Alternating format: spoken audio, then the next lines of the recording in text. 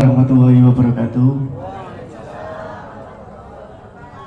Nama saya Aditya Prayogi. Saya berasal dari Desa Pengengsalan. Usia saya 27 tahun, kelahiran 1997.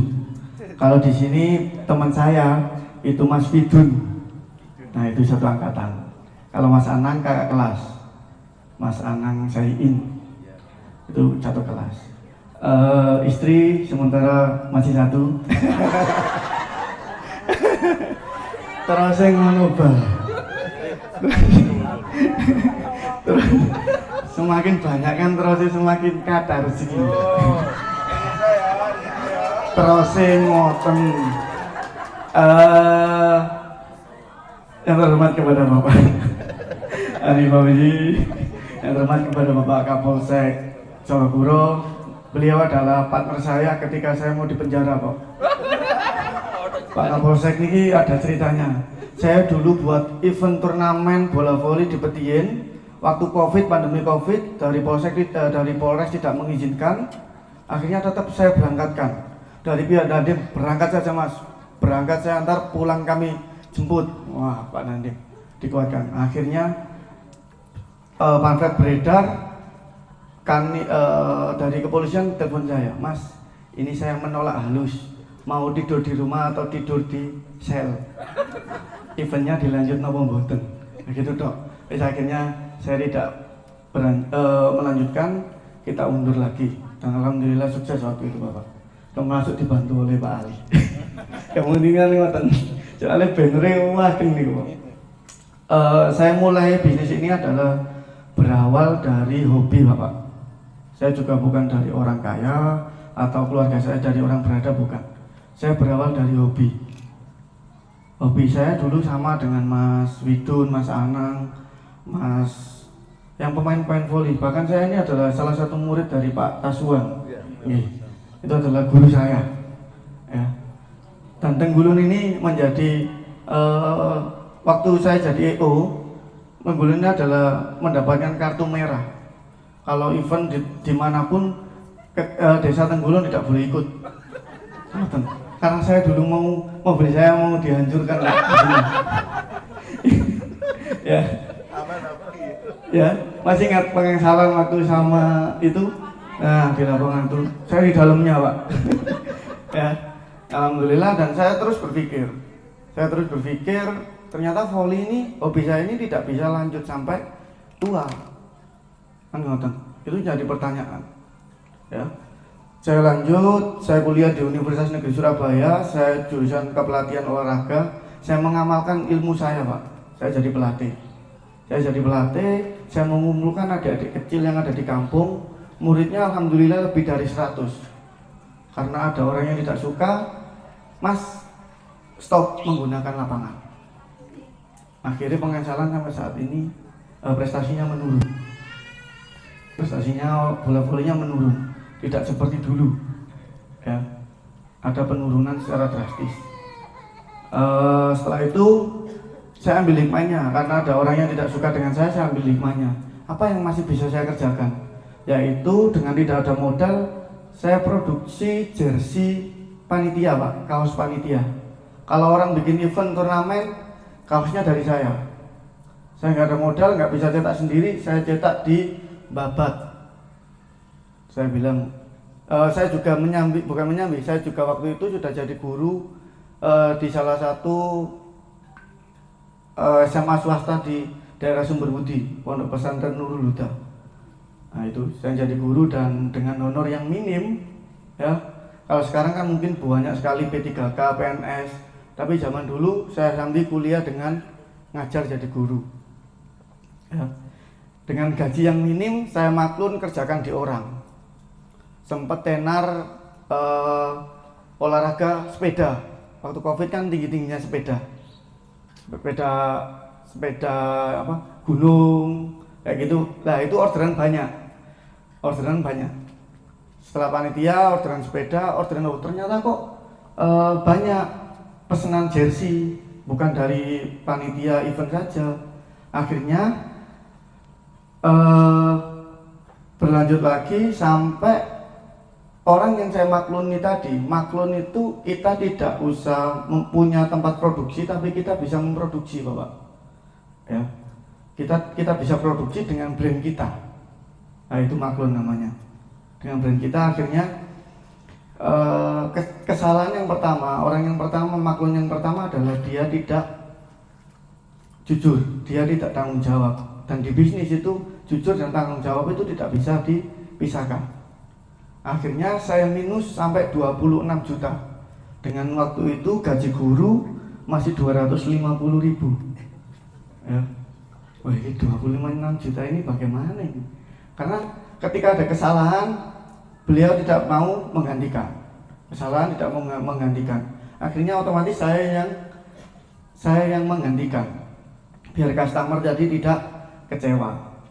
Akhirnya saya pindah ke maklun yang tempatnya B. Nah, yang di B ini saya ngomong terus terang, saya punya hutang 26 juta. 26 juta. Bagaimana? Apa bisa diterima? Pada akhirnya oke, nggak apa-apa. Disauri pelan-pelan. Akhirnya di situ disauri, alhamdulillah hutangnya lunas, Pak. Tanpa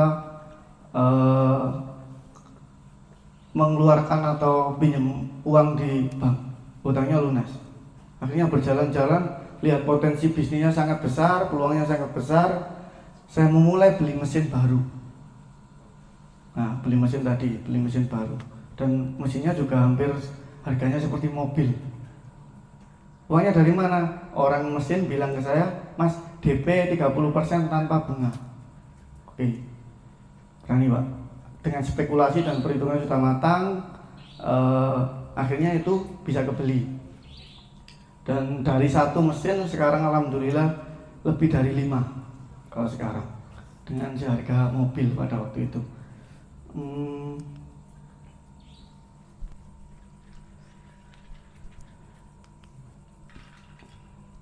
Mempersiapkan diri dari muda.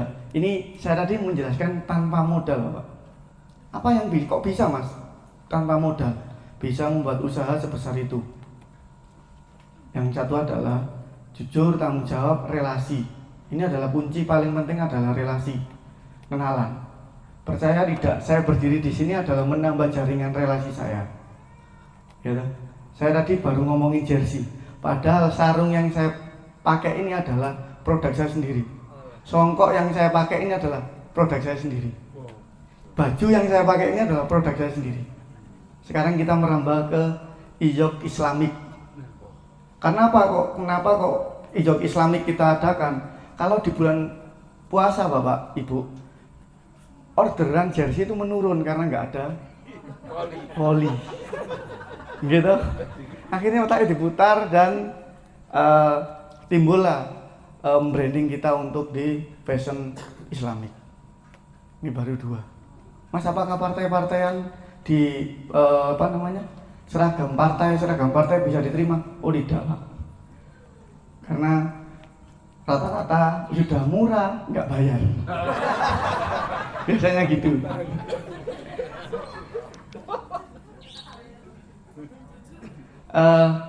Mas aja ya, karena mungkin nak barang yang buat nopo-nopo.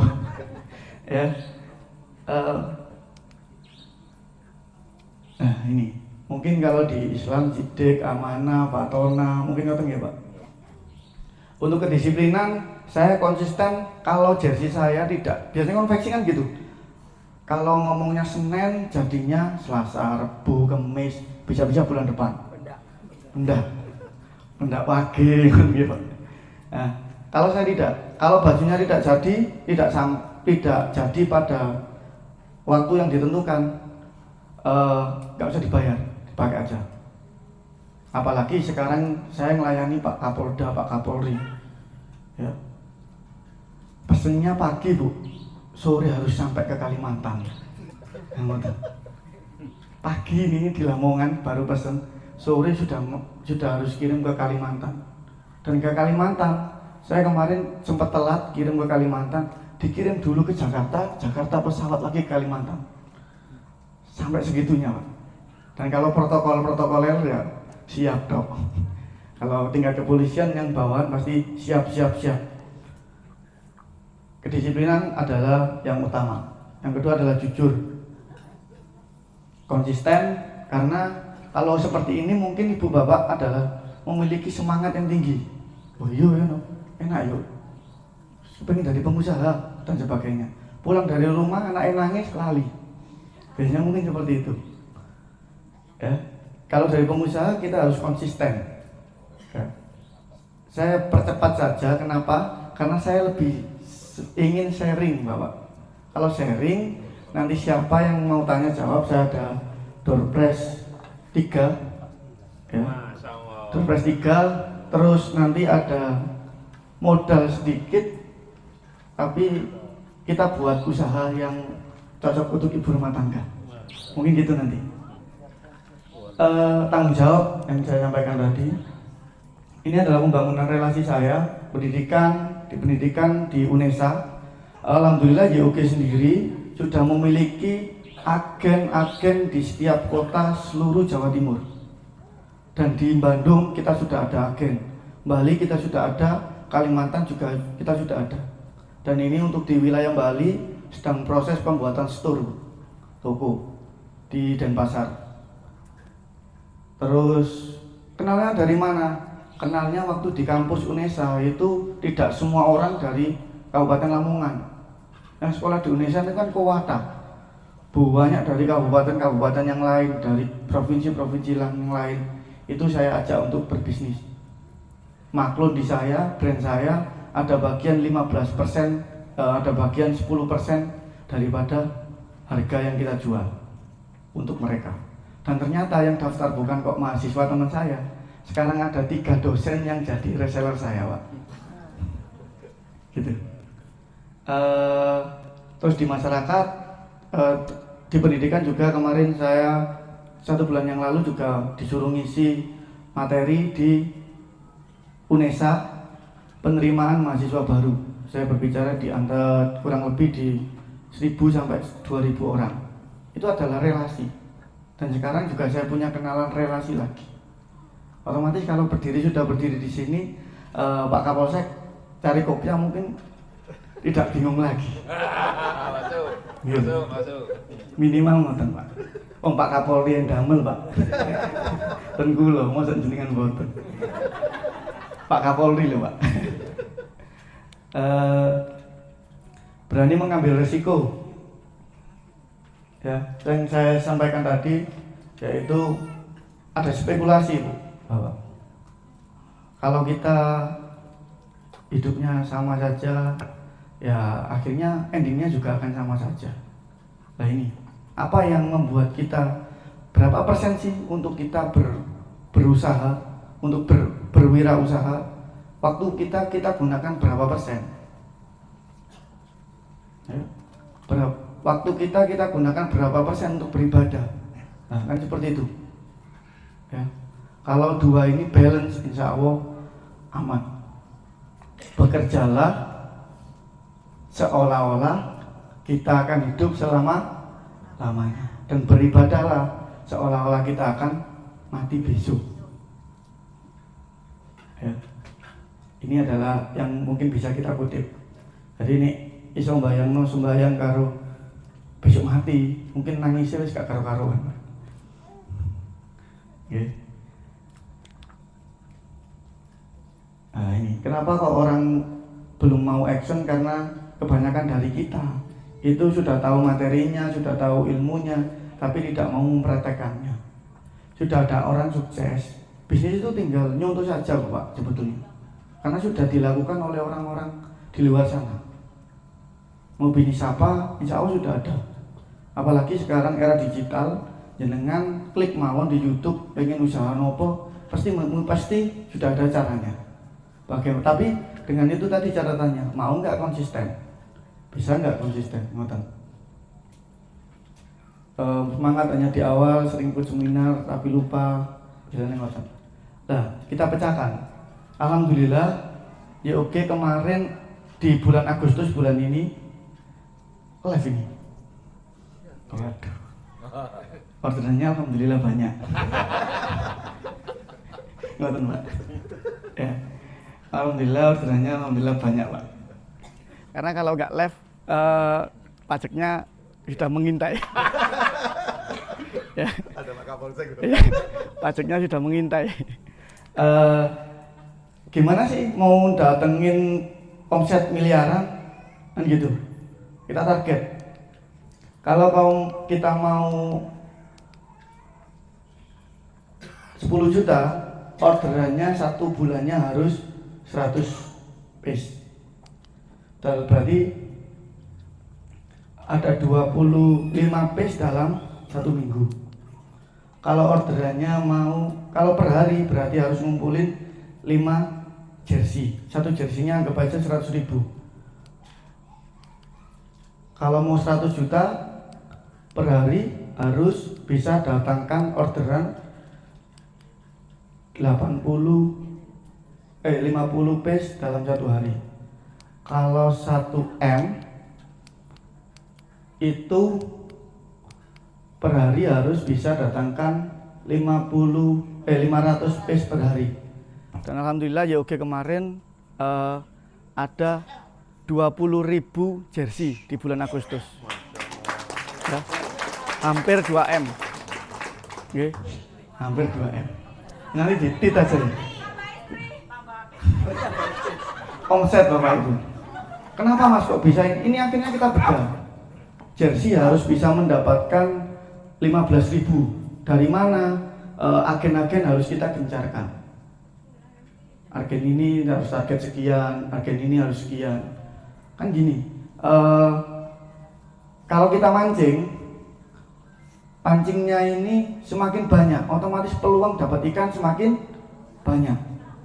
Kalau agen-agennya banyak, toko-tokonya banyak, otomatis untuk mendapatkan ikan di danau itu akan semakin mudah.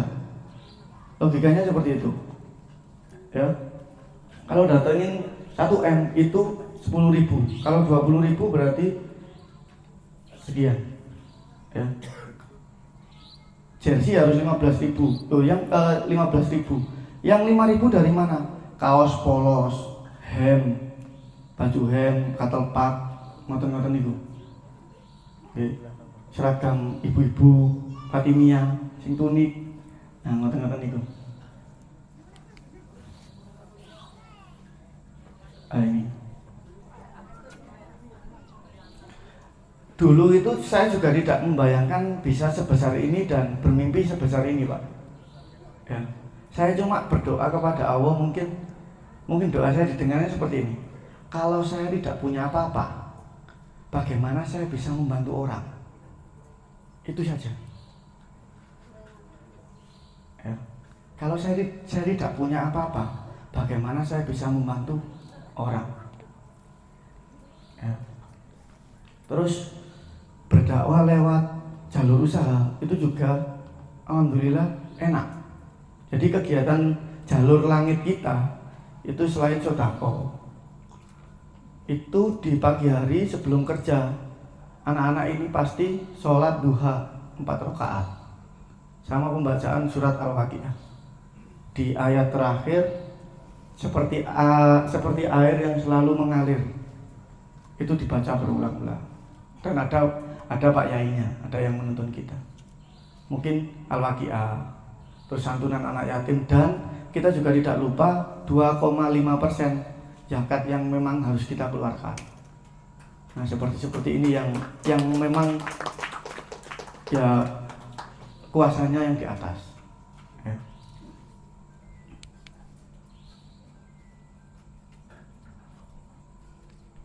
Ini itu tadi ya, saya pengen sharing dengan Bapak Ibu. Itu adalah sekilas dari saya. Okay. Saya pengen sharing, terus saya juga di sini masih belajar Pak Ibu. Okay. Jadi jangan dibawa atau nopo, saya juga masih jauh dari itu. Sekian, mungkin ada pertanyaan, 3 pertanyaan. Ya, 3 pertanyaan dulu, 3 pertanyaan nanti akan kita sharing lagi. Monggo Bapak yang ingin bertanya.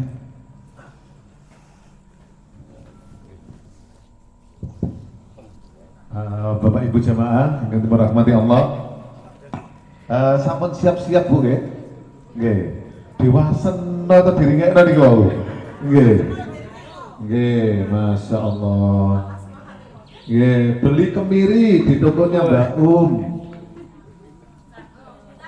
Mas Yogi berdiri, Mbak Rini langsung senyum-senyum. Mbak Rini, sampean ajeng ketangkep nopo? Mboten usah WA.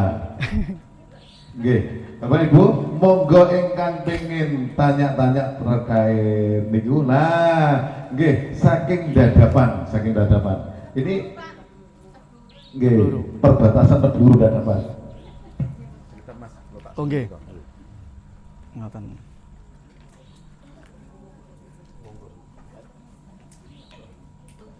Terima kasih waktunya. Assalamualaikum warahmatullahi wabarakatuh. Saya sangat antusias sekali pada Bapak Adida tadi. Yang saya akan pertama saya akan bertanya tentang apa motivasi Bapak dan siapa yang pernah memberi motivasi Bapak sehingga melangkah lebih sukses ini. Terima kasih. Terima kasih. Tepuk tangan dulu untuk Bapak. Tepuk tangan kangge Ibu. Langsung dijawab Bapak? Oh, langsung dijawab. Kalau motivasi itu biasanya cuma sekedar menyemangati, lalu besoknya sudah lupa. Tapi kalau saya ini berawal dari haters, orang yang tidak suka itu menjadi penyemangat saya. Orang yang tidak suka menjadi penyemangat saya. Ini kalau ngomongin, saya kok was-was dengan kamera soalnya tadi. Ditit ya Mas, atau dikat. Ketika saya mempunyai akademi bola voli dengan anak-anak kecil, ibu-ibunya yang nunggu di samping latihan, murid saya dari Solo Kuro ada, dari Gajah ada, dari Jarwati atau Paciran ada.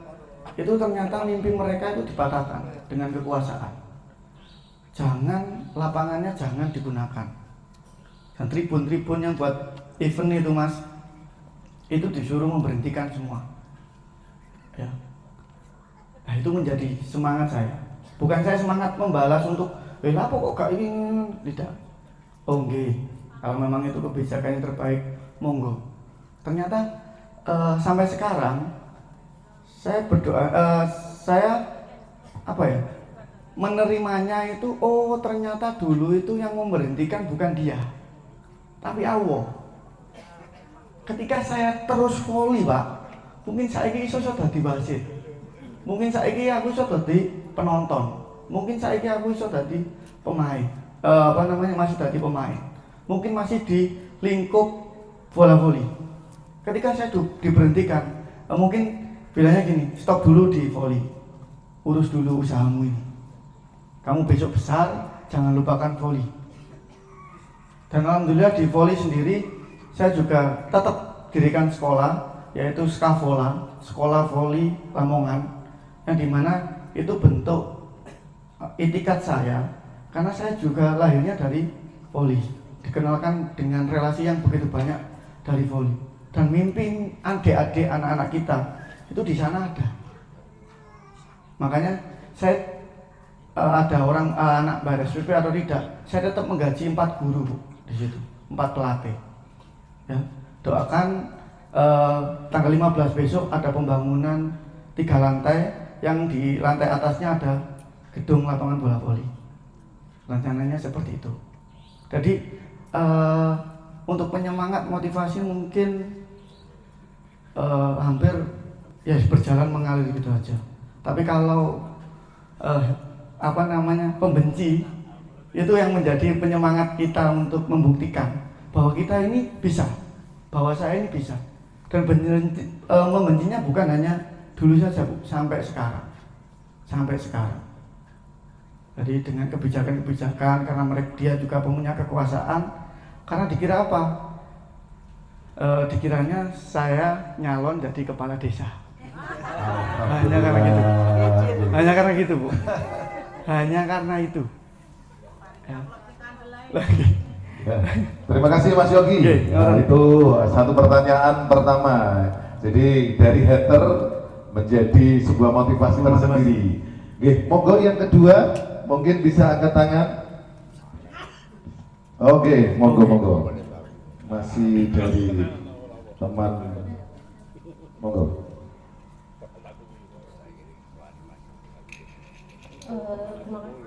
Sebelumnya Mas Yogi, saya umur 23 tahun.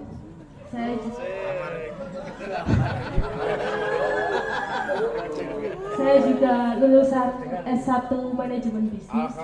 Mungkin saya adalah salah satu yang disebutkan tadi sudah ada ilmunya tapi belum bisa praktek.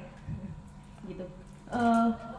Tips dan triknya dong Mas Yogi buat cara memulai bisnis, membangun rasa percaya diri dan juga takut akan kegagalan, apalagi di usia seperti saya, usia yang masih krisis identitas seperti itu. Bagaimana caranya? Terima kasih. Oke, tepuk tangan dulu untuk pertanyaan. Ini pertanyaan. Saya kira pun sepuh-sepuh sebagian sing mriki. Ternyata masih muda-muda juga ada. Ternyata waduh luar biasa. Tips untuk apa namanya? Tips untuk memulai bisnis. Bisnis itu lahirnya dari masalah. Bisnis itu memulai dari masalah. Sekarang kira-kira masalahnya apa, Bapak, Ibu? Ada masalah nggak? Kalau dulu, kenapa kok di punya saya punya jersey saya bisa konsisten sampai sekarang? Karena dulu itu masalahnya panitia bingung cari kaos panitia. Itu masalah. Terus sekarang pemainnya itu masih bingung cari kaos pemain yang konsisten, tepat waktu, bagus. Ini masih bingung. Makanya kita datang untuk memberikan solusi. Nah, kira-kira Mbak, kira-kira ada peluang bisnis apa terkait masalah yang ada sekarang?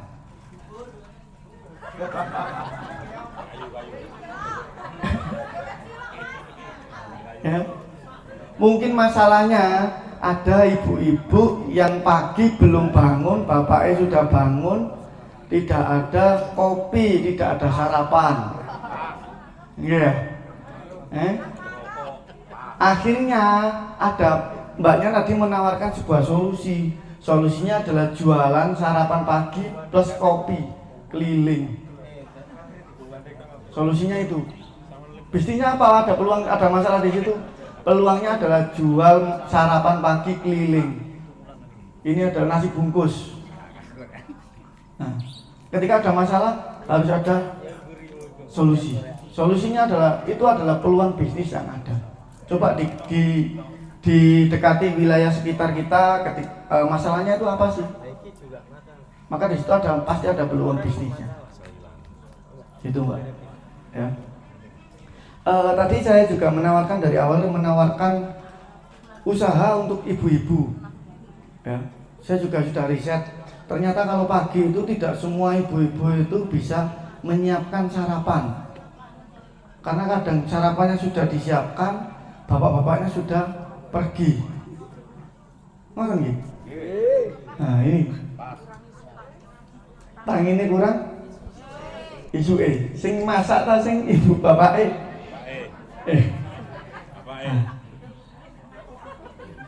Saya punya gambaran seperti ini Bapak Ibu. Mungkin ibu yang berkerudung pink jualan telur yang ditusuk-tusuk, yang sebelahnya kerudung yang warna oranye jualan usus ditusuk-tusuk, gitu. Yang ibunya yang samping jualan pentol bakar, ibunya yang samping jangan-jangan yang samping masa disuruh jualan. Ibu yang baju hijau disuruh buat nasi pecel, yang satunya nasi goreng, yang satunya mie. Yang jual bapak-bapak bawa ronjol, dibawa di belakang, keliling. Jadi dagangannya tadi dibawa keliling. Ini adalah peluang bisnis Pak, yang tidak disadari. Jadi keliling untuk menyiasati masalah yang terjadi tadi. Ada orang nggak sarapan, ada yang sarapannya disediain istrinya pecel, pengennya nasi goreng, itu semuanya ada. pengen kita membuat jaringan seperti itu. Ya. Mungkin nanti diwadahi oleh founder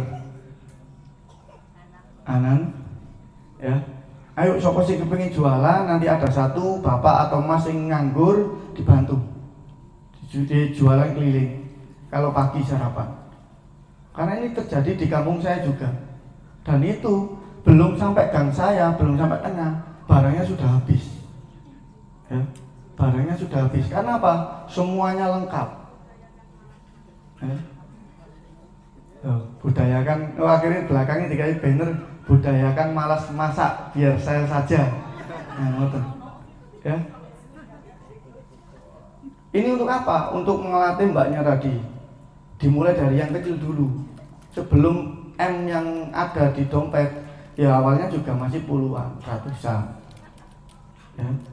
Seperti itu. Itu Mbak mungkin mencoba dulu. Coba dicari peluang dalam. Nah itu. Saya dulu masih sudah jadi guru Pak. Sudah jadi guru, punya murid. Belakang saya ini ronjot.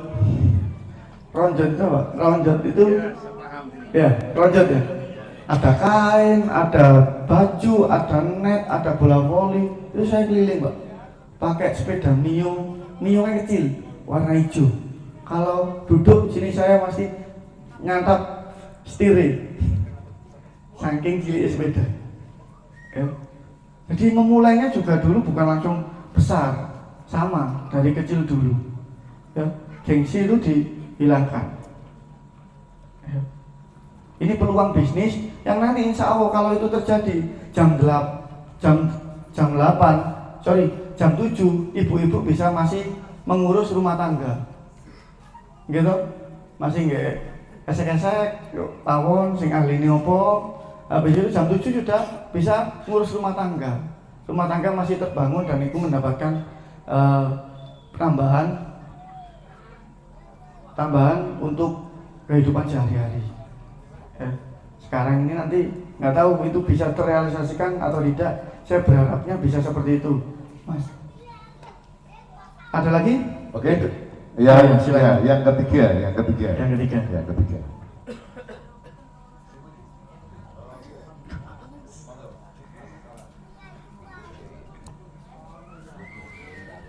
Assalamualaikum warahmatullahi wabarakatuh. Perkenalkan, nama saya Salam. Waalaikumsalam. Biasanya juga sudah lama kenal sama Mas Yogi, pernah mancing bareng juga. Oh iya. Mungkin ini Mas yang ingin saya tanyakan. Dengan melihat kurva penjualan tadi yang semakin tahun semakin meningkat, kan pastinya ada yang namanya pelanggan atau konsumen.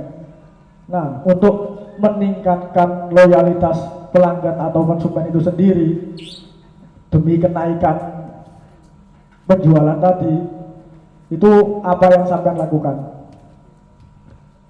Saud, terima kasih. Orang Indonesia itu paling senang kalau dikasih tips atau hadiah. Misal, aman. Pesen jersey ten kula kanggo desa Tenggulun. Wis man, tak kei jersey kanggo anak sampean. Akhirnya seneng. Yang kedua, loyalitasnya tinggi, benar? Nah itu. Ya. Jadi kita juga memberikan feedback yang tidak terduga. Wes man, tak kei jersey kanggo anak sampean. Gratis. Akhirnya besok nggak mungkin akan pesan ke orang, pasti akan pesan ke kita. Dan penguatan brand yang kedua adalah penguatan brand. Penguatan brand adalah yang kita sudah bayangkan, ya. Ini A1-nya Indonesia, ya. Mungkin pemikirannya dari menengah ke bawah. Lawong Bayangkara sudah pakai YOG, masa kita masih ragu dengan brand YOG? Kan seperti itu, dengan tidak sengaja adalah satu penguatan besar ke brand kita untuk loyalitas. Ya, seperti itu Mas jawabannya. Ya, terima kasih Mas. Ya.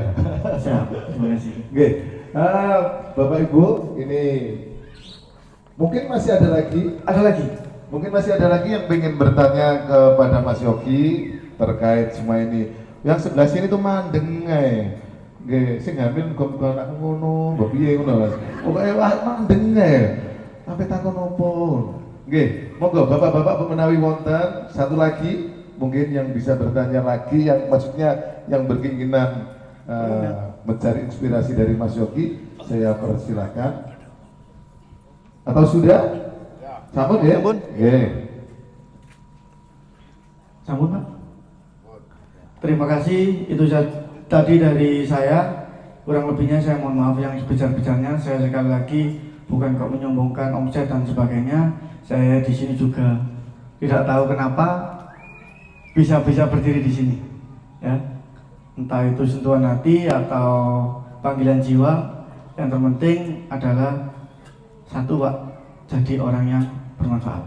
Karena kalau kita sudah tidak ada, yang dikenal adalah kebaikan-kebaikan kita. Itu adalah keinginan dari semua umat muslim yang ada. Sekian dari saya akhiri. Wassalamualaikum warahmatullahi wabarakatuh.